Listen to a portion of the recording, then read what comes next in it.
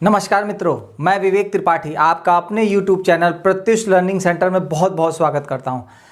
आज मैं आपके बीच में CTET के सिलेबस डिस्कशन को लेकर के आया हूं और क्लास 1 से लेकर के जो 5th तक का सिलेबस होता है उनमें क्या क्या चीज़ें आती हैं, हमें कैसे पढ़ना है। सबसे पहले किसी भी एग्जामिनेशन की तैयारी के लिए दो चीज़ें परम आवश्यक होती है। पहला होता है उस एग्जामिनेशन का सिलेबस और दूसरा होता है उसके पास्ट ईयर पेपर। अगर आपने यह दोनों चीज़ें इकट्ठा किए बिना अगर कोई भी एग्जामिनेशन की तैयारी अगर आप शुरू करते हैं तो आपकी तैयारी अधूरी, दिशाहीन मानी जाएगी। क्यों?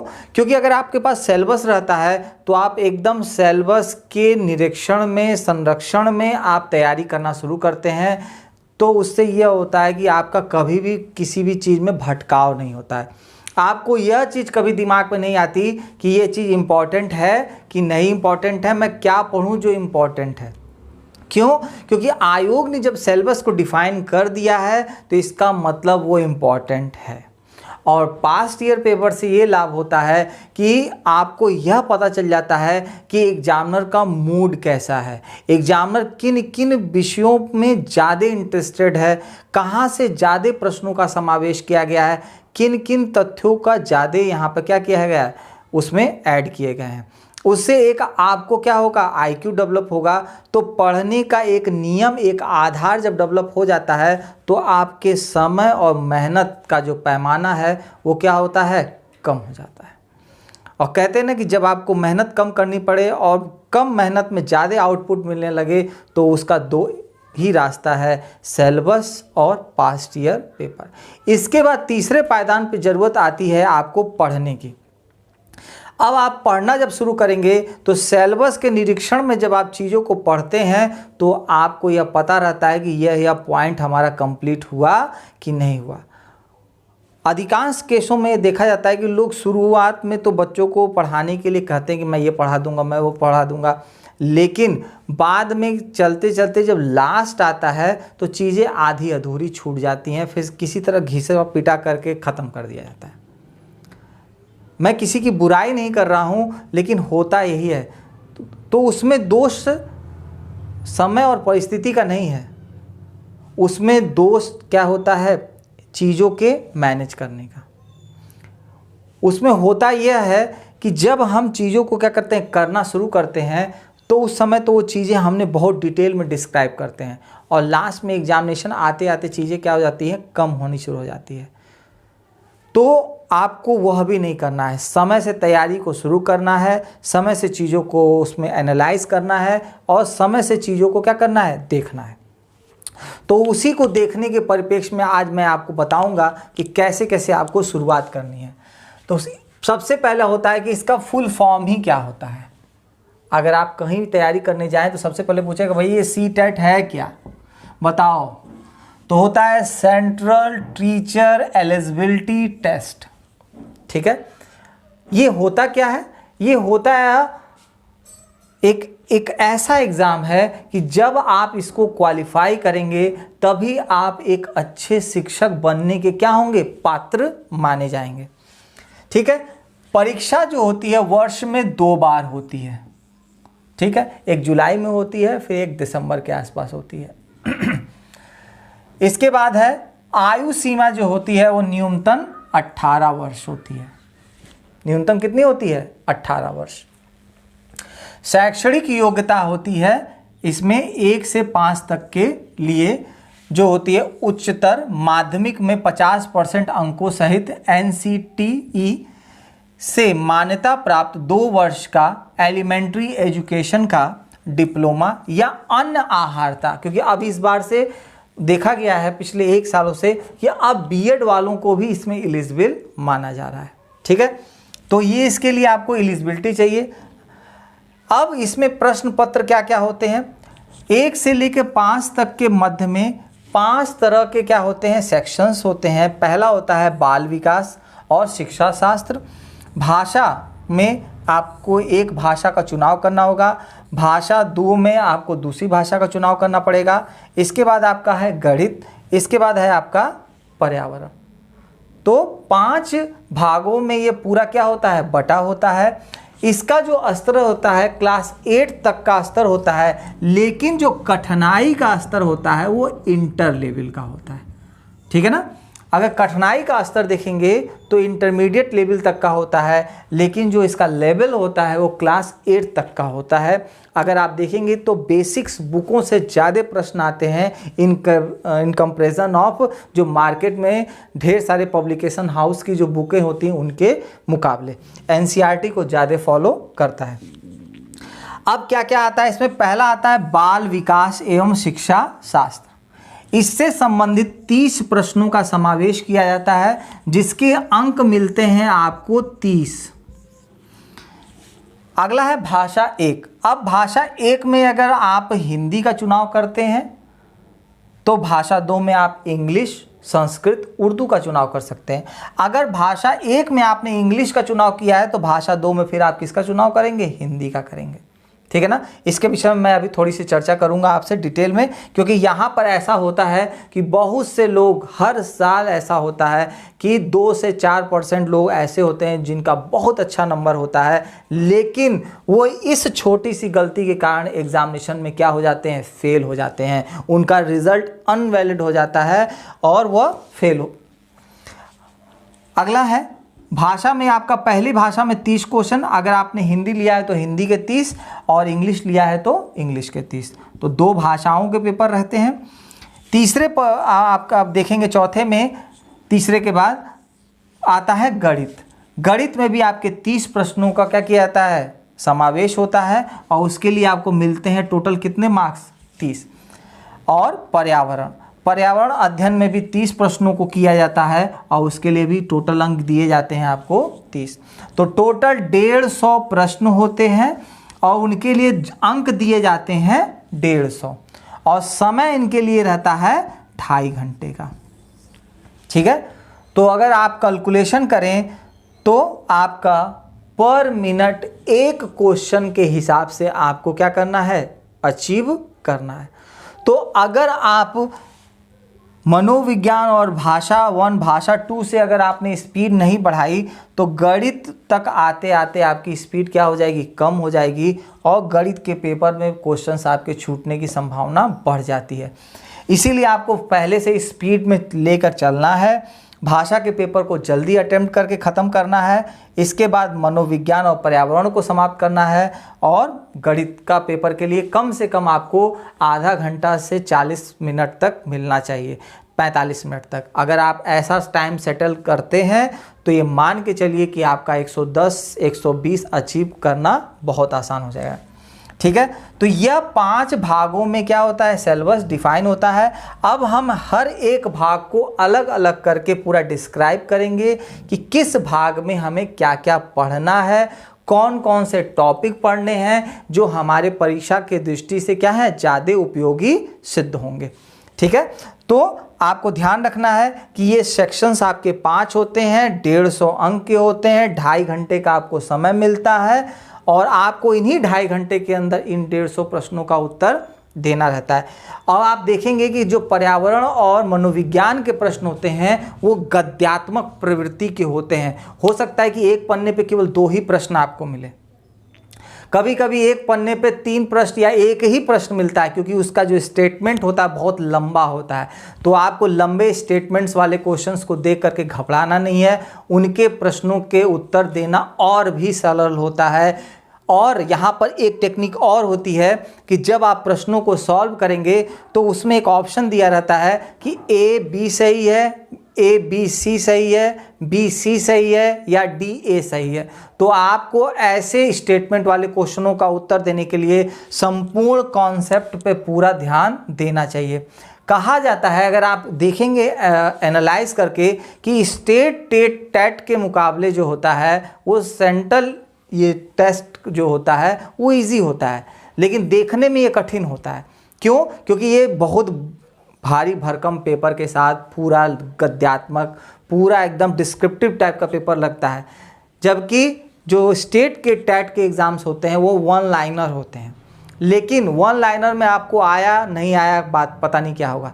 लेकिन अगर आपका कॉन्सेप्ट क्लियर है तो ये स्टेट टेट से भी अच्छा मार्क्स आपको सी टेट दे करके जाता है। और मैंने खुद देखा है पढ़ाने के दौरान कि जो बच्चा सी टेट में अच्छा परफॉर्म करता है वो स्टेट टेट में उसका थोड़ा नंबर कम रह जाता है। क्यों? क्योंकि उसका जिसका कॉन्सेप्ट एकदम क्लियर रहता है तो वो बहुत अच्छा परफॉर्म इसमें कर सकता है। और इसमें स्टेट टेट के मुकाबले थोड़ी सी पारदर्शिता भी रहती है। मुकाबले, मैं ये नहीं कहता हूँ कि बहुत ज़्यादा पारदर्शिता है, लेकिन स्टेट टेट के मुकाबले यहाँ पर विवाद थोड़े कम हैं। अगर परसेंटेज के रेशियो में देखा जाए तो अगर वहाँ 50% विवाद है तो यहाँ पर 35% विवाद है।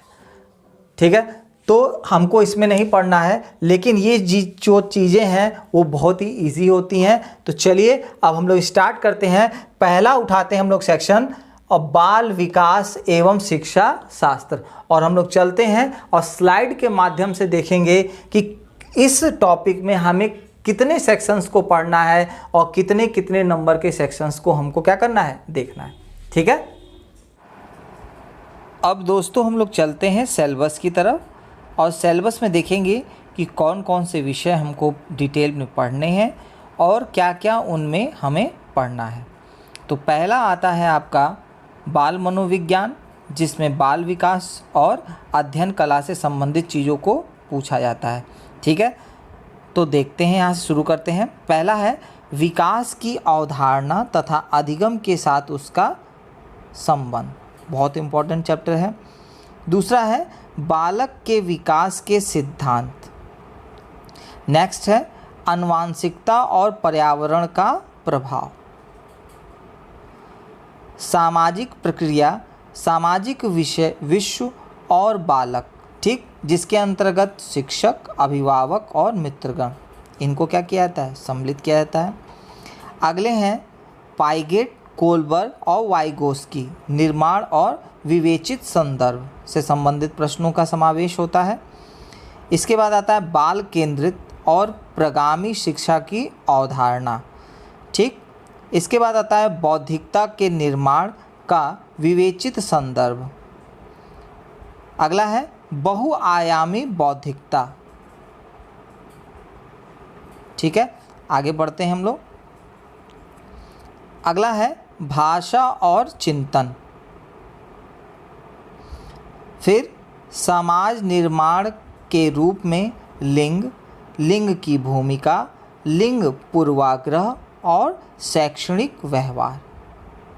ठीक, इसके बाद है आपका शिक्षार्थियों के मध्य व्यक्तिक विभेद, भाषा, जाति, लिंग, समुदाय, धर्म आदि की विविधता पर आधिकारिक विभेद को समझना। ठीक है ना, ये भी इम्पोर्टेंट चैप्टर है। अगला है अधिगम के लिए मूल्यांकन और अधिगम का मूल्यांकन के बीच अंतर।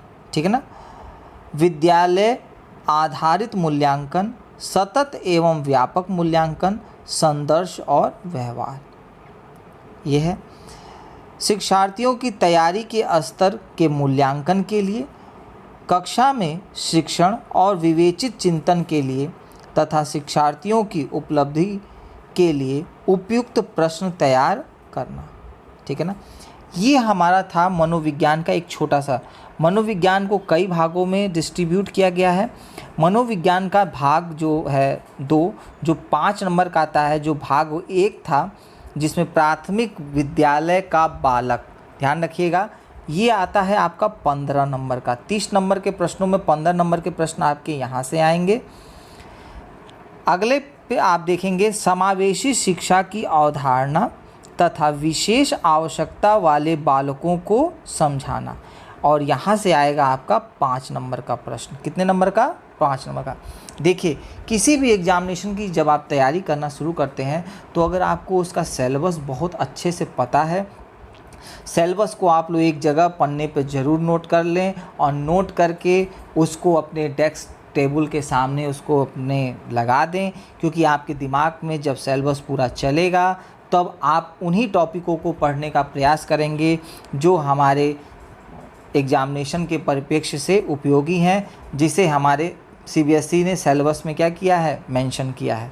ठीक है, तो आपको मनोविज्ञान को सेकंड पार्ट में हम लोग देखेंगे समावेशी शिक्षा की अवधारणा तथा विशेष आवश्यकता वाले बालकों को समझना, जिसमें पहला पॉइंट आएगा गैर लाभ प्राप्त और अवसर वंचित शिक्षार्थियों सहित विभिन्न पृष्ठभूमि से आए शिक्षार्थियों की आवश्यकताओं को समझाना। ठीक है ना, पहला पॉइंट। दूसरा है अधिगम संबंधी समस्याएं, कठिनाई वाले कारकों की आवश्यकता को समझना, पॉइंट 2। और तीसरा है मेधावी, सृजनशील, विशिष्ट, प्रतिभावान शिक्षार्थियों की आवश्यकता को समझना। ठीक है, तो समावेशी शिक्षा में 5 प्रश्न आएंगे और उन 5 प्रश्नों के लिए यह 3 पॉइंट क्या है, विशेष रूप से महत्वपूर्ण है, जिसको आपके सीबीएसई ने मेंशन किया है। ठीक है, इसको आप लोग ज़रूर नोट कर लें और इसी के आधार पर एकदम पॉइंट टू पॉइंट आपको क्या करनी है, तैयारी को आगे बढ़ाना है। ठीक है, चलिए आगे बढ़ते हैं हम लोग। अगला है इसका भाग 3 जो उसका ग है, ये आता है 10 नंबर का। ठीक है, मनोविज्ञान में अगला पायदान पे क्या आता है, 10। अब तक हम लोग कितना पढ़ चुके हैं, 15, 5 20 और 10 30। अब ये फाइनल स्टेज का आपका आ रहा है, तो इसमें क्या क्या आता है देखते हैं हम लोग। इसमें आता है आपका बालक किस प्रकार सोचते और सीखते हैं। पहला, बालक विद्यालय प्रदर्शन में सफलता प्राप्त करने में कैसे और क्यों असफल होते हैं, आपका पॉइंट नंबर 1 मोस्ट इम्पॉर्टेंट। इसके बाद है अधिगम और अध्यापन की बुनियादी प्रक्रिया, बालक की अधिगम कार्यनीति, सामाजिक क्रियाकलाप के रूप में अधिगम, अधिगम के सामाजिक संदर्भ। ठीक है, ये टॉपिक है, आप एक एक पॉइंट लिख लीजिएगा, क्योंकि जब आप अपनी किताबों से उसको खोजेंगे तो इन्हीं पॉइंटों के मध्य रख करके आपको अपनी तैयारी को क्या करना है, आगे बढ़ाना है। अगला है एक समाधानकर्ता और एक वैज्ञानिक अन्वेषक के रूप में बालक, अगला पॉइंट है। दूसरा पॉइंट है बालकों में अधिगम की वैकल्पिक संकल्पना, अधिगम प्रक्रिया में महत्वपूर्ण चरणों के रूप में बालक की त्रुटियों को क्या करना, समझाना।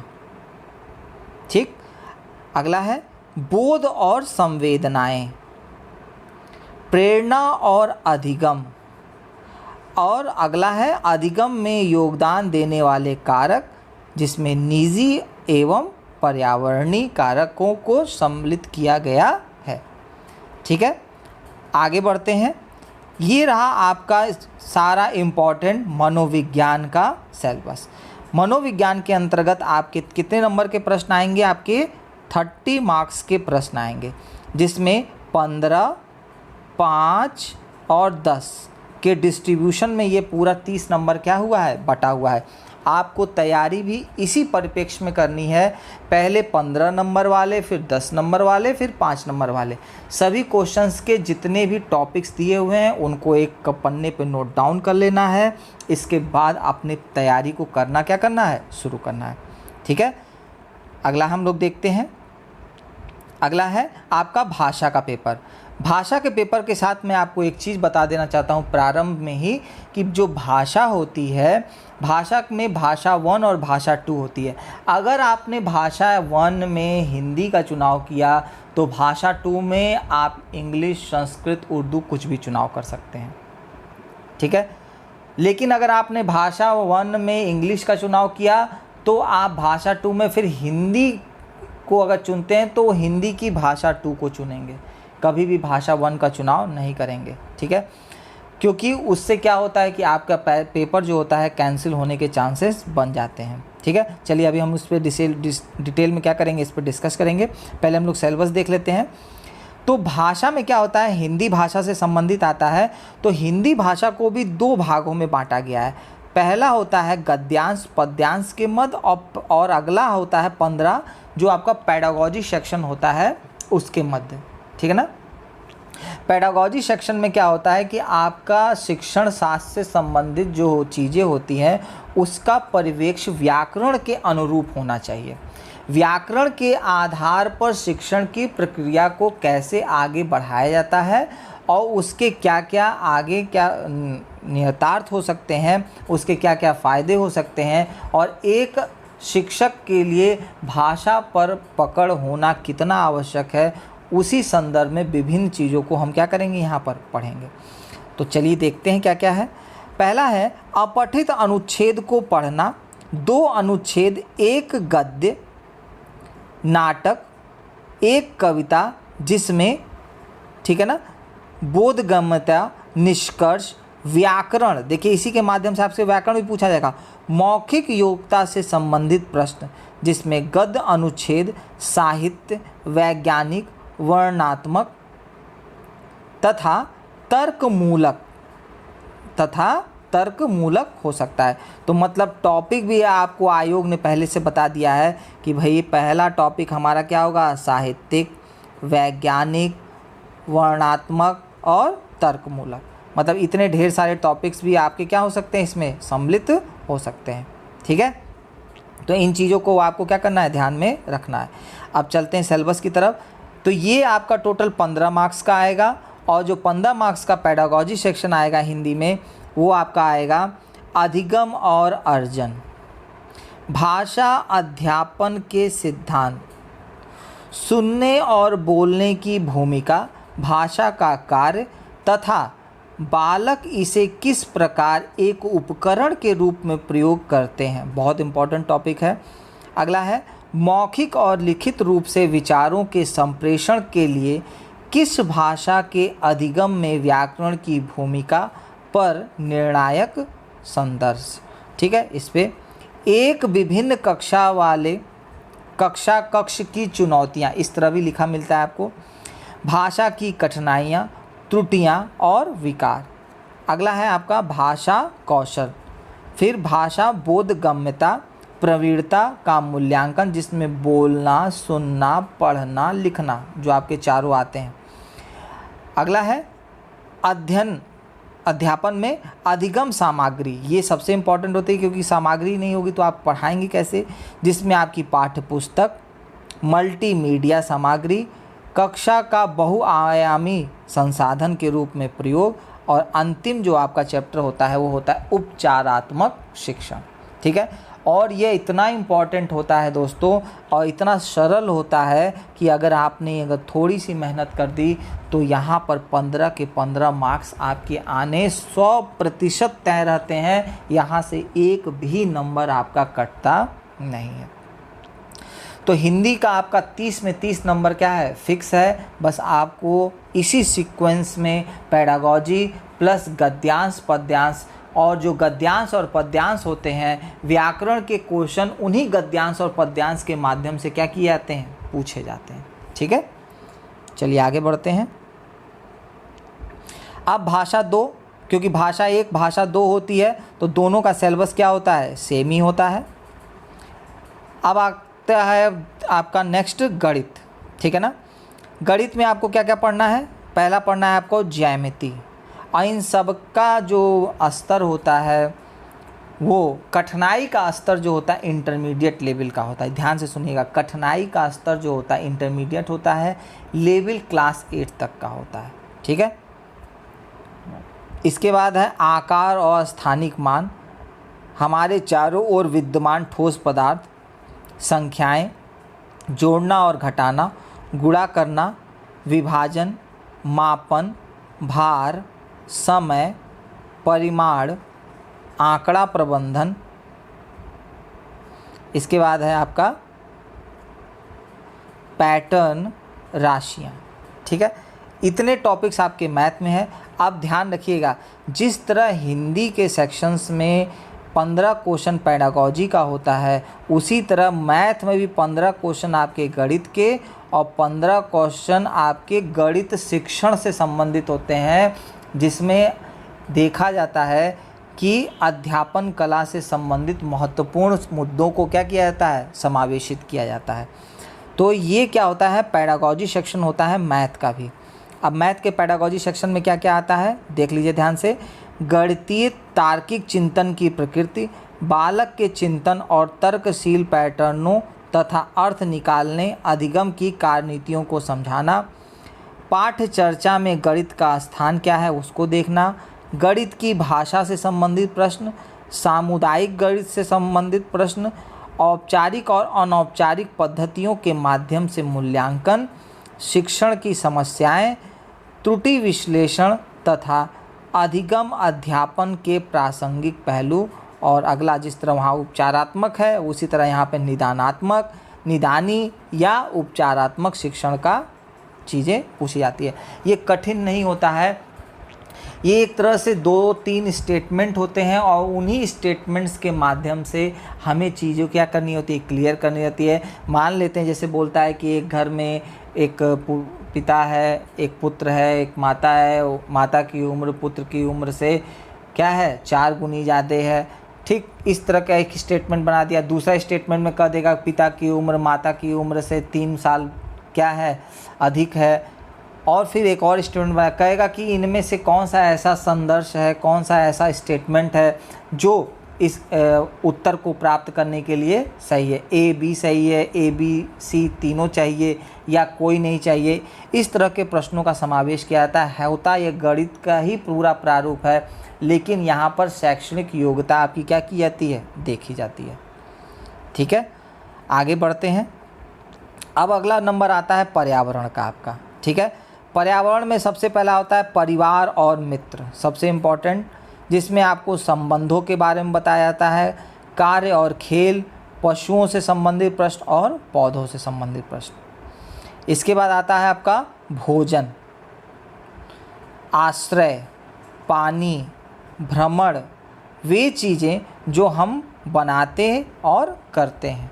ठीक है ना, ये तो पर्यावरण से संबंधित ये अब यहाँ पर भी वही सेम पैटर्न फॉलो होता है कि 15 नंबर का आपका पर्यावरण का प्रश्न होता है और 15 नंबर का ही पर्यावरण से संबंधित जो पेडागोजी सेक्शन होता है ईवीएस का वो पूछे जाते हैं। ठीक है, तो देखते हैं इसमें क्या क्या आता है। पहला आता है ईवीएस, ठीक है ना, की अवधारणा और व्याप्ति।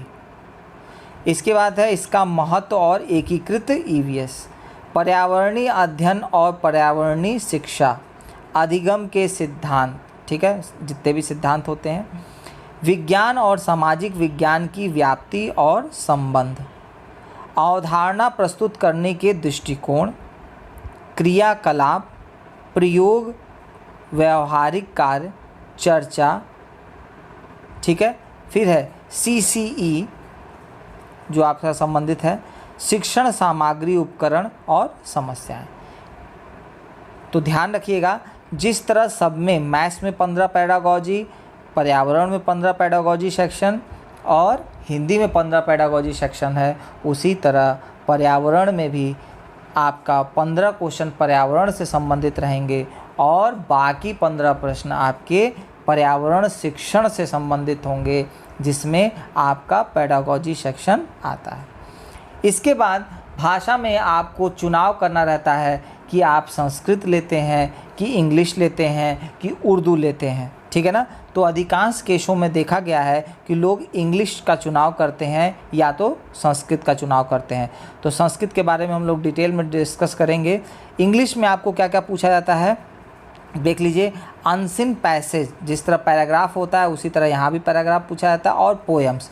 तो ये भी आपका कितने नंबर्स का रहता है, 15 नंबर का। बाकी 15 नंबर का आपका क्या रहता है, पेडागोजी सेक्शन रहता है। अब पेडागोजी इसमें भी आता है, इसमें क्या होगा, learning and acquisition, principle of language teaching, role of listening and speaking function of language, role of grammar in learning a language, challenges of teaching in a diverse classrooms. इसके बाद है language skill, evolution of comprehension and language skill, teaching learning material और remedial teaching. तो इतना क्या होता है आपका इंग्लिश में, ये सारे जो सेक्शन है ये पेडागोजी सेक्शन है। ठीक है ना, तो जिस तरह आपका हिंदी में, पर्यावरण में, गणित में 15 क्वेश्चन गणित के, 15 क्वेश्चन पेडागॉजी के, इंग्लिश के 15 क्वेश्चन, ग्रामर, अनसीन पैसेज के और पोएम्स, जिसमें से आज इसको आप हिंदी में गद्य और पद्य कहते हैं, ठीक है। और उसी तरह 15 क्वेश्चन आपके क्या होते हैं, पेडागॉजी के सेक्शंस के आते हैं, ठीक है। तो ये रहा आपका पूरा सिलेबस का डिस्क्राइब, पूरा डिटेल वर्णन कि पूरे सिलेबस में क्या क्या है, हमें क्या क्या पढ़ना है और किन किन चीज़ों को हमें प्रारंभ करना है। क्योंकि जब आपके पास सिलेबस रहता है तभी आप चीज़ों को कंफर्म होकर के क्या होते हैं, पढ़ पाते हैं, ठीक है। तो देख लेते हैं फिर से। बाल विकास में आप देखे थे 15, 5, 10 का रेशियो में 3 भागों में बटा हुआ है। इसके बाद आपका हिंदी आ जाता है 15-15 रेशियो में, 15 पैसेज में और 15 पेडागॉजी सेक्शन। मैथ में भी आपका 15 गणित का क्वेश्चन, 15 पेडागॉजी सेक्शन। पर्यावरण में भी आपका 15 क्वेश्चन पर्यावरण का और 15 क्वेश्चन पर्यावरण के पेडागॉजी सेक्शन। और ऑप्शंस में आप जो भाषा का लेते हैं चुनाव, जिसमें इंग्लिश का हम लोगों ने समावेश किया है। संस्कृत के लिए सिलेबस अलग से डिस्क्राइब किया जाएगा पूरा।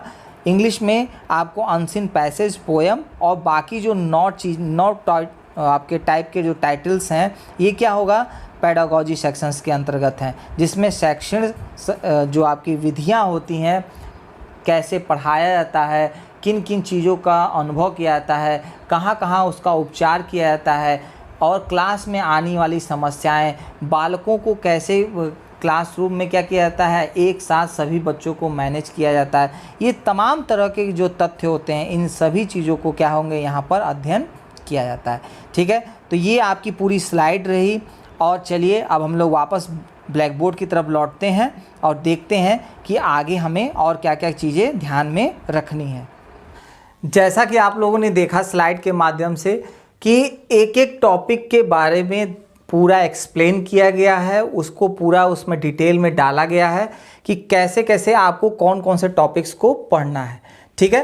अब आपको जैसे कि स्लाइड आपकी शो कर रही है, अब आप देखते जाइए जो जो हम लोग कहे रिकैप किए हैं कि पहले हम लोग ने देखा था कि बाल शिक्षण से संबंधित चीज़ों को जो 3 भागों में बटी है, भाग 1, भाग 2 और भाग 3, ठीक है। पहला में आपका 15 नंबर का क्वेश्चन है, फिर 5 नंबर का क्वेश्चन है, फिर 10 नंबर का क्वेश्चन है। आप लोगों को स्लाइड दिख रही होगी। उसके माध्यम से चीज़ों को क्या किया गया है, पूछा गया है। इसके बाद आपका भाषा का सेक्शन आता है, ठीक है। भाषा के सेक्शन में जैसे ही हम इंटर करते हैं तो भाषा 2 भागों में है, भाषा 1, भाषा 2, ठीक है। हम लोग रिकैप कर रहे हैं, उसमें आपको एक भाषा का चुनाव करना है। इसके बाद आपका गणित आता है। गणित में आपने देखा कि 15 क्वेश्चन आपके गणित के हैं और 15 ही क्वेश्चन आपके क्या हैं, पेडागॉजी सेक्शंस के हैं। उसी तरह आपने देखा कि 15 क्वेश्चन आपके अगले सेक्शंस में जब जाते हैं तो देखते हैं अगला सेक्शन आपका पर्यावरण का है, तो 15 क्वेश्चन आपके पर्यावरण के हैं और 15 क्वेश्चन आपके किसके हैं, पेडागॉजी सेक्शंस के। और इंग्लिश का भी सिलेबस उसमें मैंने डिफाइन किया है। अब एक छोटी सी बात रह गई है भाषा से संबंधित। तो एग्जामिनेशन में होता यह है कि जब आप भाषा 1 में चुनाव करते हैं हिंदी और भाषा 2 में चुनाव करते हैं संस्कृत, ठीक है। फिर दूसरा सीक्वेंस हो सकता है कि भाषा 1 में आप हिंदी चुनाव करेंगे और अगला में क्या करेंगे, अंग्रेजी चुनेंगे।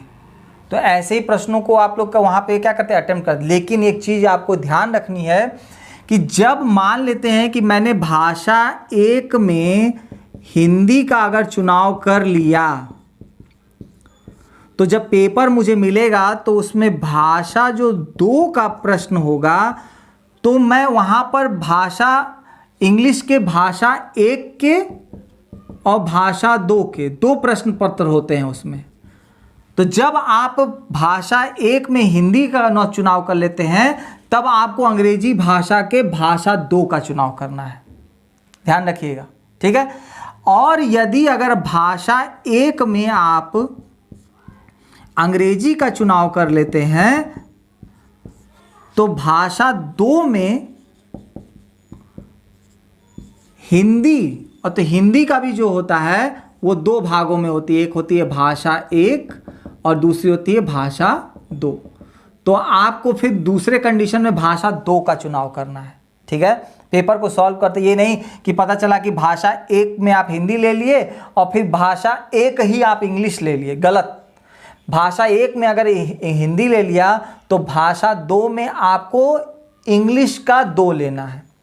अगर भाषा 1 में हिंदी ले लिया तो संस्कृत भाषा 2 में अगर है तो संस्कृत भाषा 2 का दूसरा भाग आपको क्या करना है, उसमें लेना है, वरना तो आप क्या हो जाएंगे, डिस्क्वालीफाई हो जाएंगे, आपका पेपर आपका करप्ट हो जाएगा, आपका मार्कशीट नहीं आएगा। और ये हर साल 5% लोगों के साथ होता है। यह चीज़ बहुत लास्ट में लोगों को बताते हैं एग्जामिनेशन, लेकिन सिलेबस के टाइम ही आपके दिमाग में चलना चाहिए कि अगर आप भाषा 1 में अगर हिंदी का चुनाव किए हैं तो भाषा 2 में अगर संस्कृत है तो संस्कृत के 2 पार्ट होते हैं, पार्ट 1 पार्ट 2, तो पार्ट 2 का आपको चुनाव करना पड़ेगा। अगर भाषा 1 में संस्कृत चुने हैं और 2 में हिंदी ले रहे हैं तो हिंदी के भाग 2 को लेना है, न कि भाग 1 को। मतलब भाग 1 आपको एक साथ नहीं लेना है, जब भी लेंगे तो अगर हिंदी का भाग 1 ले रहे हैं तो संस्कृत का भाग 2 लेंगे। ठीक है, तो इस चीज़ को आप जरूर याद रखेंगे कि कैसे आपको इसको क्या करना है, चीज़ों को इसमें ऐड करना है। ठीक है, बाकी चीज़ें आपको क्या है, स्लाइड के माध्यम से पूरी डिटेल में बताई गई हैं। पेपर को सॉल्व करने का पैटर्न मैं आपको अभी बता देता हूं कि सबसे पहले आप पेपर को 3 चरणों में सॉल्व करेंगे। पहले प्रश्न ऐसे जो आपको 90 से 100% क्या होते हैं, आते हों। इसके बाद आपको ऐसे प्रश्नों को सॉल्व करेंगे जो 70 से 60% आते हो और बाकी 50% वालों को तीसरे चरण में। तो आप कहोगे सर ये आप हमें क्यों बता रहे हैं? मैं आपको इसलिए ये बात बता रहा हूँ कि पता चला कि आपने पूरा पेपर सॉल्व कर दिया और फिर आप एक साथ जब OMR गोला करना शुरू करते हैं, अगर उसमें से एक गोला भी डिस्टर्ब होता है तो आपका पूरा सीक्वेंस क्या हो जाता है, गड़बड़ होता है। और अमूमन ये देखा गया है कि एग्जामिनेशन में 10-5 विद्यार्थी हर सेंटर पे ऐसे होते हैं जो इस गलती को दोहराते हैं। आपको इस गलती को दोहराना नहीं है, आपको 3 चरणों में पेपर को सॉल्व करना है। जैसे ही आपका प्रथम और द्वितीय चरण हो जाता है आपको तुरंत गोला कर लेना है, क्योंकि लास्ट मोमेंट में जब आप गोला करने चलते हैं तो घबराहट होती है, हड़बड़ाहट होती है, झुझलाहट भी होती है, क्योंकि गर्मी होती है और एक तरफ ठंडी होती है। अगर दिसंबर में एग्जाम है तो ठंडी और जून जुलाई में एग्जाम है तो गर्मी, तो अलग से एक झुंझुलाहट होती है। तो आप हड़बड़ा के जब गोला करना शुरू करते हैं, तो मैं ये नहीं कहता कि सभी लोग गलत करते हैं, लेकिन हमारे लिए हर एक व्यक्ति, हर एक छात्र इंपॉर्टेंट है जो इतना टैलेंटेड है, जिसने सभी प्रश्नों को सही किया है और मात्र जरा सी माइन्यूट सी मिस्टेक की वजह से उसका यह चीज़ क्या हो जाती है, गलत हो जाती है। तो प्रश्नों को 3 चरणों में सॉल्व करना है। पहले ही 2 चरण आपको तुरंत कर लेने हैं और उनको करने के उपरांत आपको तुरंत गोला कर लेना है। जैसे आप रिलैक्स हो जाते हैं, तीसरे चरण तक आते आते जो भी आपके क्वेश्चंस बचते हैं उनको आप इत्मीनान से पढ़ते जाइए, गोला करते जाइए। लास्ट में गोला करने की आदत जो होती है वो रिस्की होती है। अगर आपके ऊपर बहुत आपको कमांड नहीं है, एक गोला अगर सीक्वेंस में गड़बड़ हो गया, पता चला 82 का ए भरना है मुझे, लेकिन मैंने 83 के ए में भर दिया और लगातार फिर मैं उसी सीक्वेंस को फॉलो करता चला गया, तो सोचिए आपका रिजल्ट क्या हो जाएगा, बर्बाद हो जाएगा। तो आपको इस चीज़ को भी क्या करना है, ध्यान रखना है। ठीक है, तो ये सारी बातों को आपको क्या करना है, अपने उसमें सम्मिलित करना है। और ये जो स्लाइड्स शो कर रही हैं इनको आपको देखते जाना है। ये इसी के माध्यम से आपको अपनी तैयारी को क्या करना है, एक नया आधार देना है। ठीक है, तो कैसा लगा ये आपको सिलेबस डिस्कशन, जरूर बताइएगा कमेंट बॉक्स में। मैंने अपनी ओर से आपको संपूर्ण चीज़ें बताने की कोशिश की है कि आप कैसे पढ़ें और किन किन चीज़ों को अपने स्टडी में क्या करें, सम्मिलित करें। तब तक के लिए जय हिंद, जय भारत।